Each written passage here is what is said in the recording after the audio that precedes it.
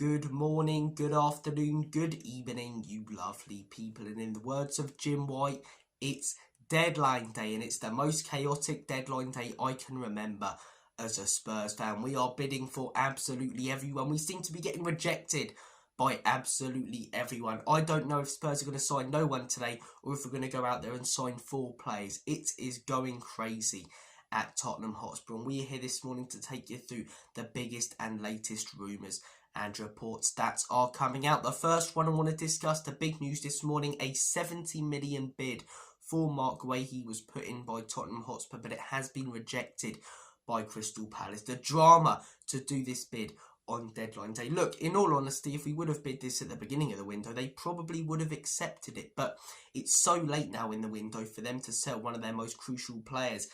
I struggle to see us getting this deal over the line. I think 70 million is a very fair bid, and I don't think it's necessarily the price that Crystal Palace have a problem with. It's the fact that they're probably not going to be able to go out there and get a replacement sorted. If we hear news later that Palace are going in for a centre-back, maybe this deal can be done. But look, Mark Guehi to Spurs, that's the news this morning. £70 million bid rejected.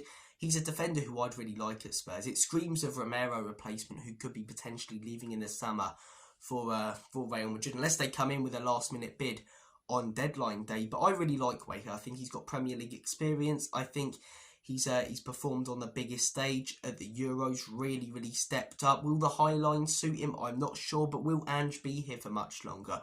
I'm not sure. I think any manager who comes into Spurs would be lucky to have a defender like Guehi. I think he's very solid, as I say. He's young, so he's still got a lot of years to develop. But he's not young. You know, he's not a young player that you look at going, oh, he's going to really need time to settle in and let him off for a few mistakes. No, he's a young player who plays like an experienced one, who commands, as I say, the back line, who plays almost like a bit of a leader. And I really like him. I think he was fantastic for England in the summer. There were doubts when he was chosen for the squad, and he was probably player of the tournament, or definitely in the conversation, game after game, putting in great performance after great performance. For Palace, he's been very solid. He's a player who I'd really like. Will Spurs get this one over the line? In my opinion, no. But if Palace do go on to sign a defender today, or go in for a defender, it could change everything. So watch this space in regards to Guehi. The next thing I want to talk about, as I say, Axel Disasi rejecting Tottenham Hotspur, just like Matisse Tell, just like Fikayo Tomori. Look, we're not going to be able to go out there and get, and this actually isn't even a big player, but big players from big clubs, it seems, anymore. We don't have the attraction anymore that we used to of European football. We've got the attraction now of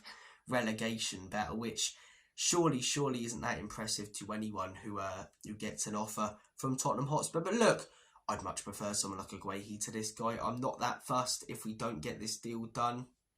Kevin Danzo, in all honesty, we got that deal done the other day. I prefer that signing. I do. I think Danzo's a good player.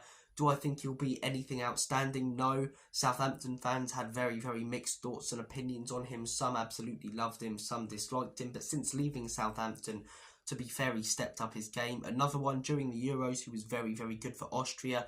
I think, as I say, with the style that we play, whilst it gets the best out of no one, in my opinion, he's someone who may suit it a little bit more with his pace and tracking back, and sort of take Mickey's role at least until he comes back.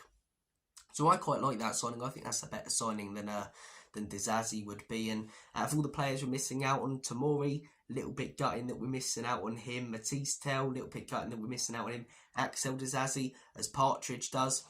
Who cares, man? Who cares? Look, comment down below your thoughts though. Will we get this deal over the line? Will we put in a bigger bid? Will Disasi be tempted by Spurs if he can't go anywhere else? It will be very interesting to see. Another one that's come out of nowhere this morning, Leon Bailey, linked to Tottenham. Is there better out there? 100%. But is he better than what we've got on the wings right now? I'd argue so. Kulusevski's far better in the 10 than on the wing. Heung-min Son's on the decline, in my opinion. Timo Werner is Timo Werner. He can't hit a barn door. Brennan Johnson is out injured. So I won't be opposed to this signing. He's got Premier League experience. He stepped up on the big stage at times.